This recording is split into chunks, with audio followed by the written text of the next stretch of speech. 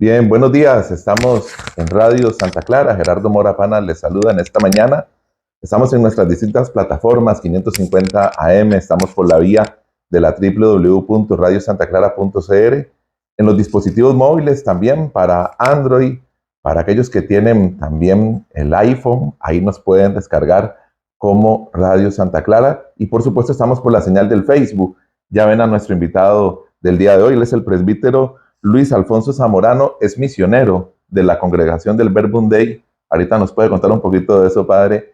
Nos ha acompañado en los últimos días acá en Costa Rica en lo que es el cuarto Congreso Nacional de Prevención de Protección de Menores, un trabajo que se ha venido desarrollando en la iglesia costarricense, cada vez, digo yo, con más seriedad, con más intención de buscar un espacio seguro en la iglesia. Y el padre ha estado compartiendo este congreso con más de 300 personas que se han inscrito de todas las diócesis de nuestro país. También nos ha visitado en la diócesis de Ciudad Quesada, ha compartido con la Comisión de Protección de Menores de nuestra diócesis, con nuestro obispo, que además es el presidente de la Comisión Nacional.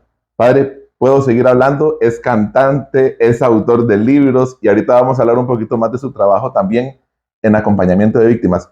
Puedo durar una hora presentándolo, pero queremos que conversemos y que podamos también dar una palabra a esta iglesia que busca también reparar el daño que se ha causado lamentablemente por muchos daños, por muchos años. Primero que nada, bienvenido, padre. Muchísimas gracias, un placer estar aquí.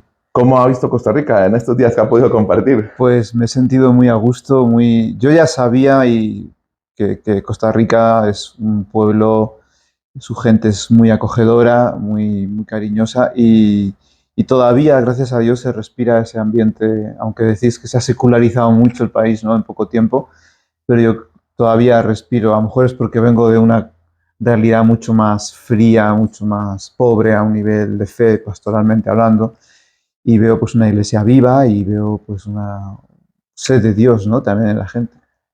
Español, padre, entiendo que por varios años en Chile haciendo Sí, misión. yo del 96 al 2016 viví en Chile 20 años como misionero, me ordené allí, sacerdote y diácono, y allí he vivido prácticamente todo mi ministerio, ¿no?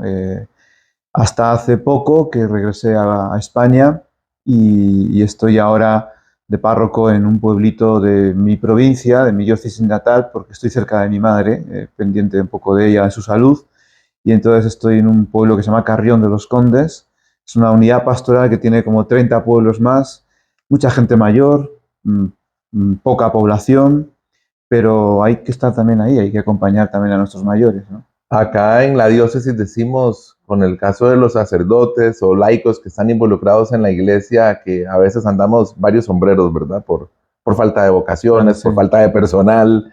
Y usted, bueno, me dice que es párroco, pero tiene ya un trabajo también zanjado de varios años, Sí. creo que desde el 2018, 2019, que empezó en acompañamiento a víctimas de abuso. Padre, ¿cómo fue No, esto? yo empecé a acompañar víctimas de abusos en el año 2003, Desde antes, recién ordenado son más de sacerdote. 22 años entonces. Primero en contextos familiares.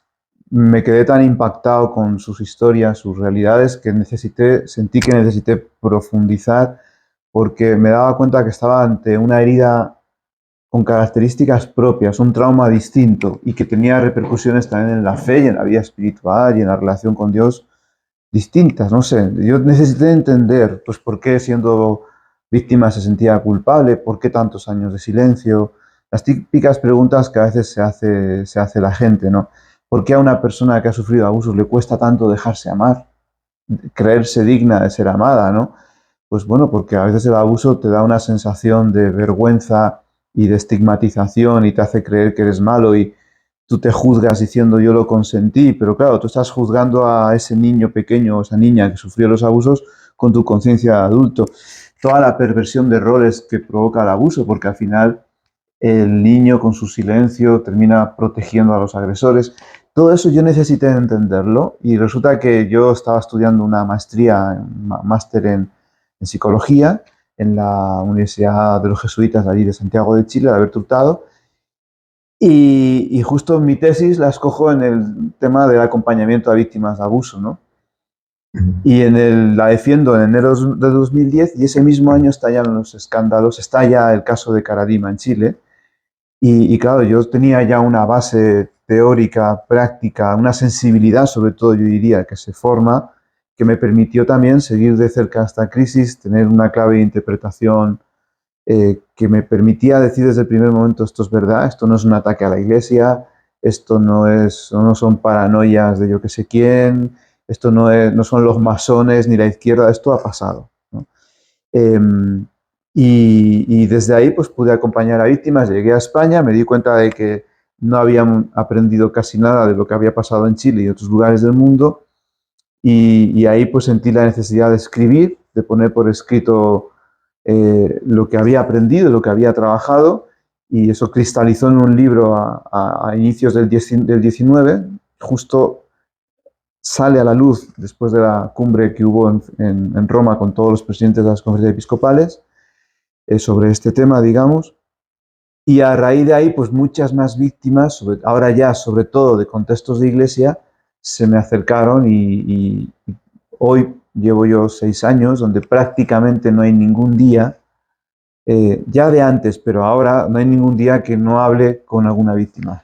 Pero entonces, estos últimos 6 años aproximadamente, que fue parte de lo que había leído, sí ha estado más de cerca de comisiones de Sí, protección de menores, sí, sí. asesorando, Bueno, acompañando. claro, he estado, por ejemplo, pues colaborando con CEPROME desde el Correcto. 2019 en el ámbito de la docencia. Luego en Madrid con Repara, también he estado colaborando en el ámbito más de la formación, sobre todo, en asesoramientos, en congresos y tal.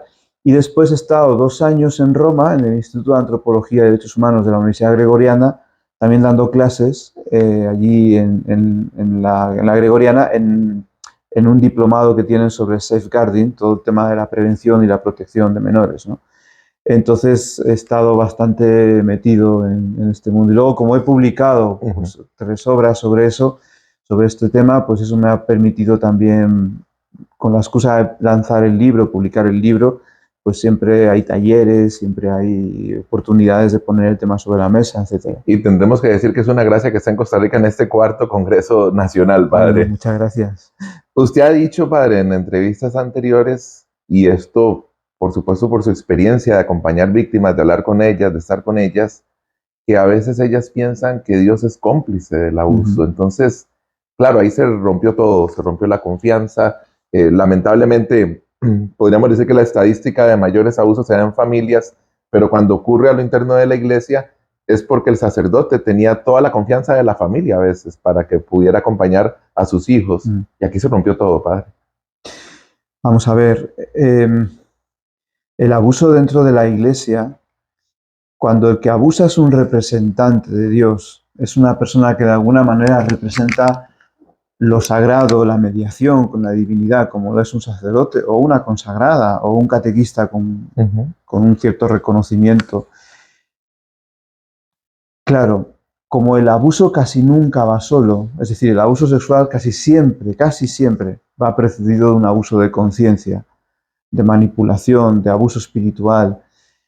Entonces, esto hace que quien abuse, de alguna manera, pareciera que lo hace en nombre de Dios, con argumentos pseudo espirituales y en contextos religiosos. Entonces es un abuso de conciencia y, y claro, pues pareciera que el instrumento de Dios, aquel que me tenía que acercar a Él, se termina convirtiendo en, en mi trampa, en mi agresor, el que representa a Dios. Entonces es muy fácil asociar, pues Dios es cómplice de este abuso, porque quien me abusó es alguien que lo representaba a él. Y en ese sentido, la imagen de Dios también sufre un abuso en su identidad, ¿no?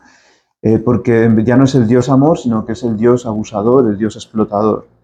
Y si encima luego la respuesta de la Iglesia, cuando salen a la luz los casos, cuando se denuncia, no es la de una Iglesia madre que acoge, que cree, que acompaña, que repara a sus víctimas, pues nuevamente pareciera que es que Dios no está de mi parte.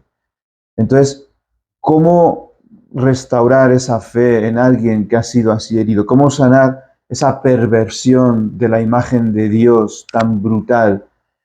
¿Cómo recuperar la fe cuando la esencia del acto de la fe es acto de confianza? La fe es confiar. Y si precisamente el abuso ha sido una traición a la confianza, la herida principal de las víctimas es justamente en la confianza. Aprender a confiar y creer que si yo confío no me van a hacer daño, cuando uno ha sido traicionado de una manera tan brutal. Entonces, si no puedo confiar en quien veo, ¿cómo voy a confiar en Dios que no veo? Entonces, el acto de fe en las víctimas queda muy comprometido. Queda muy comprometido. Hay víctimas que siguen creyendo en Dios, pero, por ejemplo, han dejado de participar en la iglesia.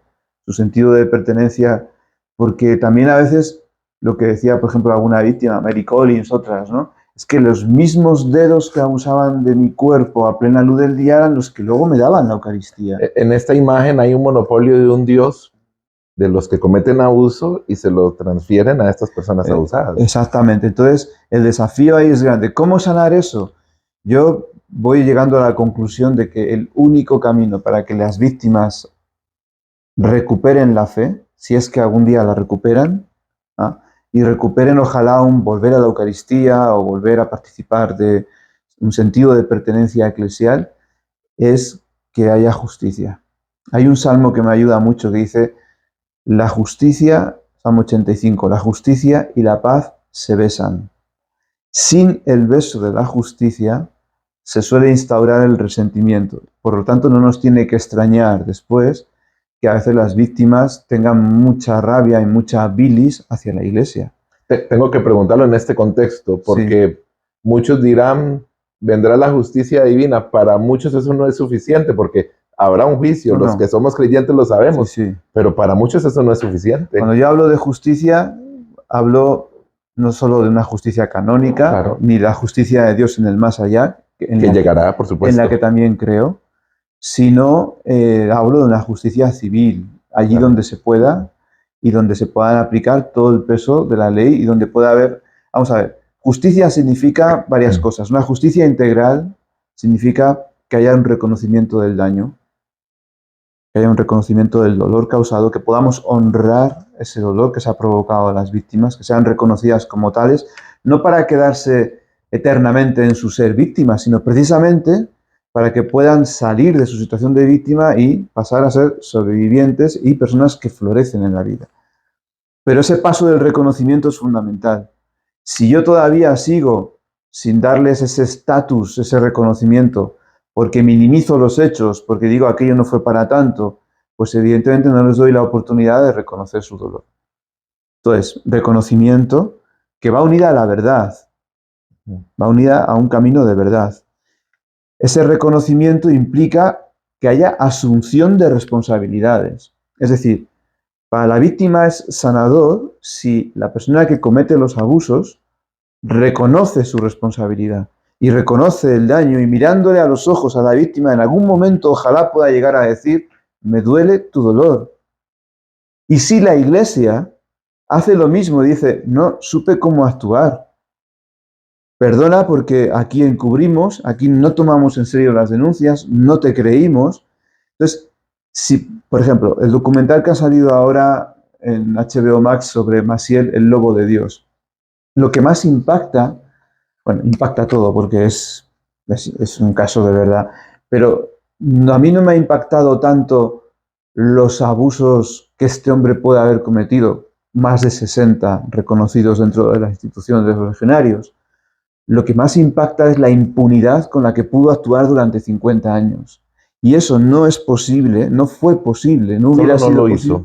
Si no hubiera habido corrupción, si no hubiera habido complicidades, si no hubiera habido omisiones, si no hubiera habido silencios, gente que miró para otro lado. Entonces, ¿qué sería sanador para las víctimas? ¿Solo cargar el peso de la ley sobre el agresor? No, porque eso es la ley. O sea, sí y no, porque también eso es un chivo expiatorio. Es el chivo expiatorio y ya está. Aquí lo sanador sería que la iglesia hiciera un camino de humildad y de verdad, de purificación profunda, donde dijera, vamos a investigar qué pasó aquí y vamos a asumir responsabilidades. Y que se reconozcan esas responsabilidades y se hagan públicas y se diga, esto fue lo que falló. En este punto, padre, usted ha dicho, y creo que el ejemplo es válido, que esto por supuesto no es un tema moral, hay una estructura, es cultural.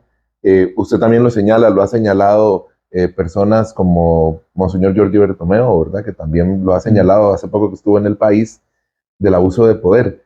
Aquí se da todos estos casos, para poner el ejemplo de Maciel, pero esto es lo que pasa en la iglesia muchas veces. O sea, yo creo que efectivamente la iglesia es un problema que va más allá de 4 casos aislados o 4 manzanas podridas. Cuando nosotros utilizamos ese discurso y esa clave e incluso pues decimos, no, es que el abusador, pues ya sabemos, el demonio que lo poseyó. Bueno, puede ser, yo creo, Sí, creo en el existe demonio. el mal, existe el demonio, por supuesto. Oiga, no, pues que ahora, como ha salido el caso de algún... No, que se estaba haciendo un tratamiento, se puso unas inyecciones de Ozempic para adelgazar y eso le provocó un desorden hormonal. En el fondo, ese tipo de argumentos lo que hacen es poner la responsabilidad en cosas de fuera. Y mientras echamos la culpa a situaciones externas, secularización, revolución sexual, no sé qué, en realidad no asumimos o no nos preguntamos qué fue lo que ha fallado dentro. ¿Cuáles fueron las banderas rojas, los signos de alerta que no supimos ver? ¿Qué pasa con la fraternidad sacerdotal? ¿Qué pasa con el compromiso de unos con otros? ¿Qué pasa con el cuidado de los mismos laicos hacia los sacerdotes sin endiosarlos y sin consentirles todo? O sea, ¿dónde queda la corrección fraterna? ¿Dónde queda ¿acaso soy el guardián de mi hermano? Pues sí, lo somos. No para ser vigilantes compulsivos ni guardianes así, pero sí para cuidarnos y velar unos por otros y estar atentos y vivir desde una confianza lúcida en nuestras relaciones. Entonces, mientras no nos preguntemos qué pasó a un nivel estructural, qué ha fallado en la selección de los candidatos, en el proceso de la formación de los seminarios, en la formación que se está dando a los laicos, en todo el tema de la sinodalidad, que es la gran respuesta del Papa Francisco a la crisis de los abusos, es indirecta, pero no es sinodalidad. Luego pues, si quieres, te explico por qué. Pero mientras no nos preguntemos sobre eso, quitaremos al agresor, como mucho a lo mejor quitaremos al obispo encubridor, pero vendrá otro y otro agresor. Pero seguiremos sin preguntándonos, porque ¿sabes lo que pasa? Que a veces detrás de los abusos hay subyacente una teología y una espiritualidad concreta que sustenta, por ejemplo, según como yo predique la humildad,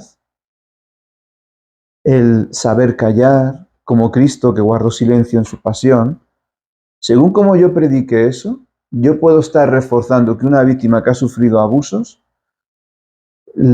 pueda silenciarla y porque yo puedo utilizar ese argumento espiritual para silenciar a una víctima. Bueno, bajo el ejemplo de seguir el ejemplo de Jesucristo. Y hay cosas, lamentablemente, hay cosas que no se tienen que callar. Entonces voy a irme a 2 extremos. Pedimos perdón como que si fuera suficiente en esta tierra, sí, y evitamos la justicia o la confundimos con justicia. Como ya pedí perdón, ya cumplí mi parte. Pero entonces también, padre, se puede dar el otro extremo de que para reparar el daño, de repente lo llevamos a términos también materiales. Vamos a pagar. No sé si va por ahí un poco lo que usted decía, ¿verdad? No, pero podría ser una opción. Sí, la reparación tiene que ser integral, es decir, tiene que haber... Perdón, para que la víctima calle, lo iba a decir. Ah, no, bueno, sí. Perdón. Pues, claro, no, vamos a ver. Existe también una tendencia donde se confunde la reparación de las víctimas con una indemnización económica. Así va, correcto. Solo eso, ¿no? Y perdimos la misericordia y perdimos la justicia. No, y perdemos todo el proceso de sanación, de acogida, de escucha, de visibilización, de honrar su memoria, de ofrecer garantías de no repetición. Es decir, tiene que haber una pena, llámalo castigo si quieres, para el agresor o para quienes encubrieron. Si no pasa, eso es asumir responsabilidades. Si no pasa nada, si el cura sigue teniendo su placa de reconocimiento por no sé cuántas cosas, dice, perdona, pero ese cura ha sido un abusador, ha cometido abusos muy graves. Si el cura sigue en el ministerio, aunque esté apartado un tiempo, como si no pasó nada, evidentemente las víctimas no van a sanar así. Eso no es justicia, eso es una pseudoaparencia de justicia, ¿no? Entonces, no basta con dar una ayuda económica a una víctima y encima poner una cláusula de confidencialidad diciéndole no puedes contar, no puedes hablar, porque eso no sería reparación. Y a veces se acusa a las víctimas de que solo quieren dinero. También es verdad que depende de quién les asesore. A veces hay gente, hay despachos de abogados, hay gente inescrupulosa, en mi opinión, que tratan de lucrar con el sufrimiento de las víctimas y las marean, las instrumentalizan para otros fines. Eso también hay que decirlo, ¿no? Porque también lo he visto, lamentablemente. Pero por otro lado, la justicia restaurativa integral sí que conlleva una reparación económica también. No tiene que ser solo eso exclusivamente, pero tampoco hay que dejarlo de lado. Es decir, cuando yo pienso en lo mucho que han perdido las víctimas a la hora de no poder a veces terminar sus carreras por su salud, sus ataques de pánico, su estrés postraumático, por todas las tablas de salvación a las que se aferraron en la vida para sobrevivir al trauma, y que a lo mejor eso significó tablas de salvación saludables, pero algunas otras han sido destructivas, adicciones, conductas con una sexualidad desatada, con muchas conductas de riesgo. Bueno, todo eso que a veces la víctima le ha impedido luego conseguir un trabajo estable, le ha impedido tener una salud que le hubiera permitido, pues como a cualquiera, asumir los desafíos de la vida, largos periodos de depresión. Entonces, ¿qué hacemos con esa vida? Hay víctimas que llevan miles y miles de euros o de dólares en terapias de su bolsillo. Mínimo, yo creo que un acto mínimo de justicia sería retribuirles eso. Y hay una compensación por daños morales y espirituales que no tiene precio, porque el dolor aquí no tiene precio, que nunca va a ser suficiente. Esto lo decía el Papa Francisco, es que hagamos lo que hagamos, nunca será suficiente para restaurar, pero al menos esa ayuda económica, que luego puede ser en forma de ayudar a conseguir un trabajo digno, ayudar a tener una vivienda, ayudar, a pagar el costo de unos medicamentos, la terapia. Es decir, que luego Eso es acompañamiento, además, real. Exactamente, luego puede tener distintas medidas. También he conocido víctimas que han dicho, yo no quiero ningún dolor, no quiero ni un euro, a mí no me hace falta. Yo solo quiero reconocimiento y que se asuman responsabilidades quien las tenga que asumir.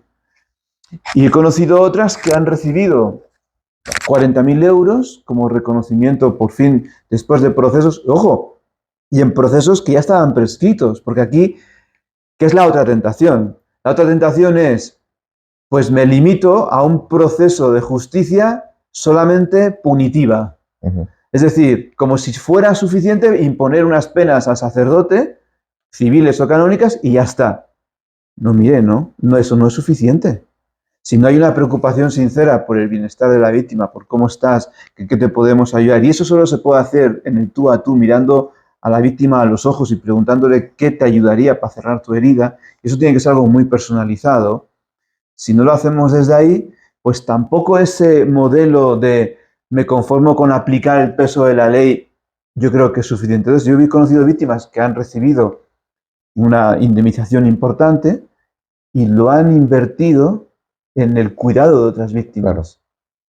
Claro. Yo admirado, porque dice, mira, este dinero no lo voy a gastar. Para mí es como un dinero sagrado casi, porque... Y hay otros que en el fondo pues les ayuda para salir adelante porque están en situaciones de precariedad o muy para graves, tratar de recuperar algo. Para tratar de recuperar algo.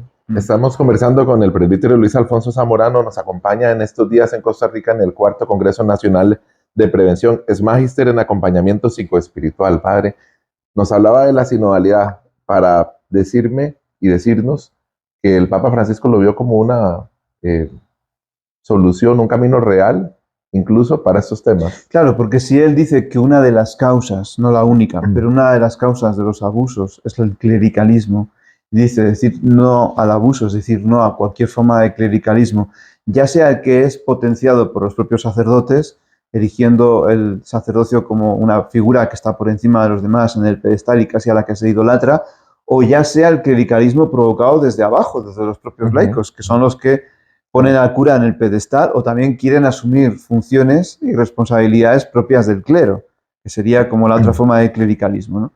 Entonces, incluso a veces las víctimas tienen que sufrir la mirada inquisidora y tremendamente, no sé, como punitiva de los propios laicos, que no le perdonan que haya denunciado, que hayan roto su silencio. Es que mira el daño que estás haciendo a la iglesia, porque sueño más con esa iglesia que tiene una casta perfecta de sacerdotes que no con una iglesia donde hay hermanos y hermanas heridos y que han cometido también a veces no solo pecados, sino delitos y delitos muy graves.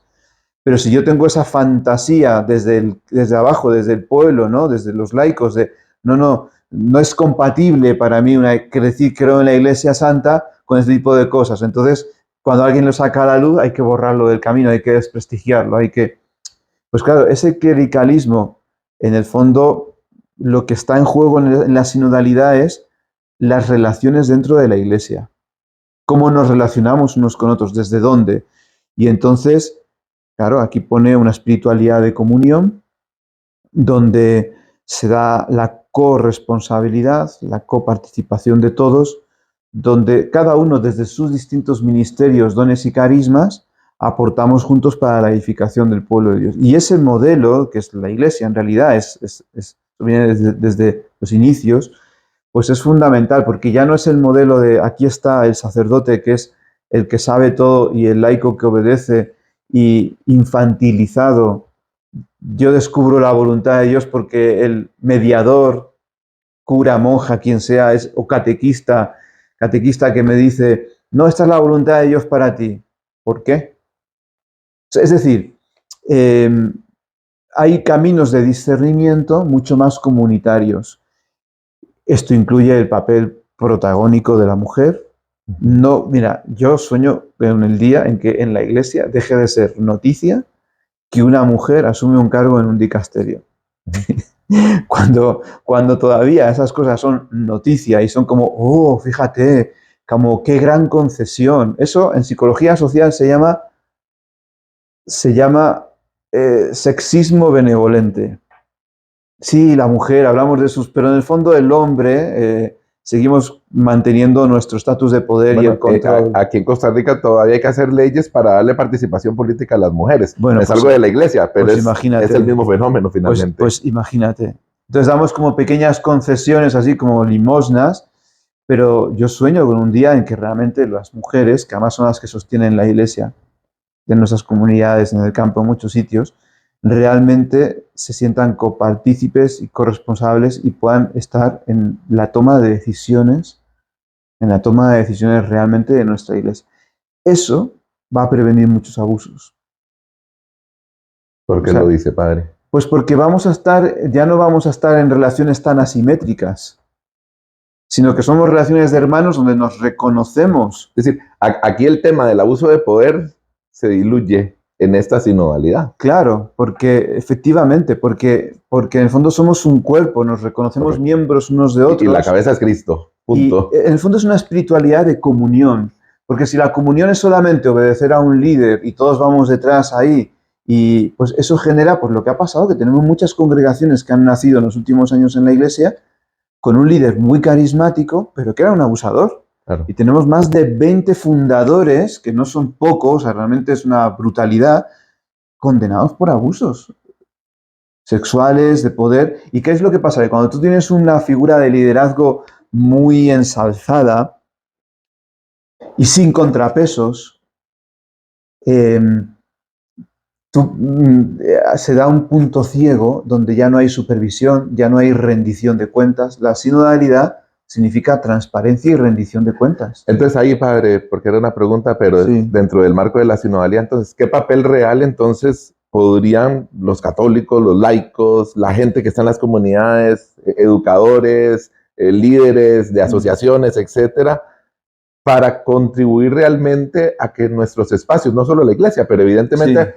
Costa Rica y muchos países se construyeron las comunidades alrededor de la iglesia, cómo hacer realmente para que sean espacios seguros, pero ya no solo es el sacerdote, ¿qué papel cumplimos los demás? Bueno, esencial. El Papa Francisco ha dicho que sin el protagonismo de los laicos y del pueblo de Dios no habrá este entorno seguro, ¿no? Esta cultura del cuidado. O sea, yo creo que primero hay que formarse para saber leer los signos que alertan de la presencia de posibles abusos sexuales en los menores o en adultos vulnerables. Para saber leer las características que puede tener el rol de una persona que pueda estar cometiendo abusos, su narcisismo, sus conductas manipuladoras, y cuando los laicos están formados sobre las causas, sobre lo que es el abuso en sí mismo, y hablamos sobre este tema, se puede vivir no en la cultura de la sospecha, que tampoco sería sano, sino en la cultura del cuidado desde una confianza lúcida. Me gusta mucho esta expresión. O sea, ¿qué podemos hacer los laicos? Vivir en la confianza lúcida.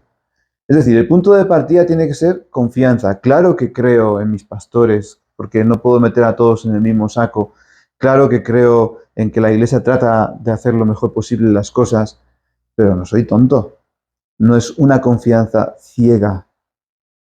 Es una confianza lúcida. Y lúcida significa que es crítica, que no se traga cualquier cosa. Punto de partida es la confianza, pero sé estar atento, estar despierto, sé como un niño, por ejemplo, me puede estar contando que algo está pasando. Y si estoy formado en eso, entonces yo diría, los laicos, formémonos, ofrezcamos en la iglesia instancias donde nuestros laicos se puedan formar. Y yo creo que es lo que pretenden hacer la Comisión de Prevención en las diócesis y la nacional también, que es ofrecer canales serios de formación donde todos podamos llegar a crear comunidades donde se cumpla ese sueño de respiremos todos un aire libre de abusos de cualquier tipo, de conciencia, espirituales, sexuales. Siempre va a haber conflictos, siempre va a haber problemas, siempre va a haber personalidades más autoritarias que otras, pero no es necesariamente un autoritarismo aislado o un acto de maltrato aislado ya es un abuso. Si eso sucede, habrá que pedir perdón, habrá que reparar esa herida, habrá que reconocerla. El problema es cuando eso se sistematiza. O sea, es sistemático, es de una forma ya crítica y pasa en los contextos laborales, cuando alguien sufre el mobbing, por ejemplo. Claro. El líder que practica un mobbing sobre un trabajador no lo puede hacer sin, de alguna forma, la complicidad ciega de todos los demás. Correcto. Dos preguntas finales, padre. Desde el 2003 que usted, pues, acompaña a víctimas, sus 20 años, digamos, en Chile como misionero, y este acompañamiento que ha tenido con comisiones de protección de menores en los últimos años, ¿cómo ve a Latinoamérica y cómo está Costa Rica también? Porque se ha ido acercando. ¿Cómo ha evolucionado este trabajo? A ver, yo veo muchos signos de esperanza. Hay que ser justos, ¿no? En un tiempo récord, algunos más, algunos menos, pero hoy en la iglesia prácticamente en casi todas las diócesis tenemos oficinas, o por lo menos hay un contacto, hay de atención a víctimas y canales de denuncia. Esto hace 5 o 6 años era impensable. Bueno, hace 2 años diría. Aunque aquí estemos desde hace 6 años en la diócesis. En algunos sitios menos pero todavía, en algunos sitios menos.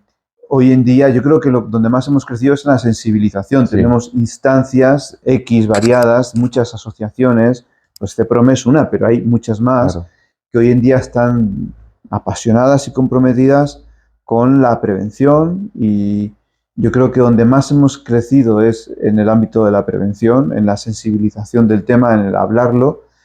Pues hoy en día muchos colegios ya tienen sus protocolos, tienen sus códigos de conducta, tienen en las parroquias también, o sea, sabemos cómo hay que actuar, por lo menos teóricamente, en el caso de que tengamos noticia de algún tipo de abuso. O sea, hoy en día estamos mucho más conscientes de eso. Ahora, en mi opinión, lo que nos faltaría es que no basta con tener protocolos, no basta con tener códigos de buenas prácticas, no basta, necesitamos una conversión del corazón. Porque yo puedo decir, no, sí, ya di esta formación, checklist, checklist, pero mientras no tengamos la convicción de que este no es un tema más en la iglesia, y de que depende cómo afrontemos esta crisis, depende cómo pongamos a las víctimas y a los vulnerables en el centro, se juega el futuro de la evangelización en el tercer milenio, porque Dios no lo quiera, pero otro caso de escándalo, otro caso que salga de cierta relevancia,